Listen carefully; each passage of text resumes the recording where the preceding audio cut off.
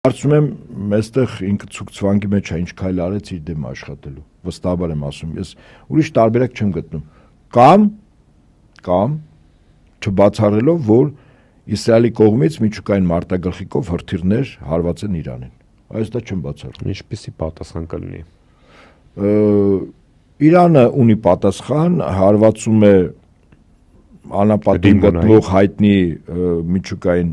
ռեակտորին, ոչ հեռավորության վրա ուղիղ թիրախով, 1, 2 մեծ քիմիական գործարան կա Իսրայելի տարածքում, 2 էլեկտրակայան եւ միջուկային զենքի պաուսներին։ Այսինքն Իրանը որոշակի առումով վնասվում է, ասենք Թեհրանին են հարվածում, լավ, մի 2 միլիոն մարդ առավելագույն զոհվում է։ Ինչ որ տարածք, ինչ որ ժամանակ անմարդաբնակ, բայց Իսրայել պետություն այլևս չի լինի։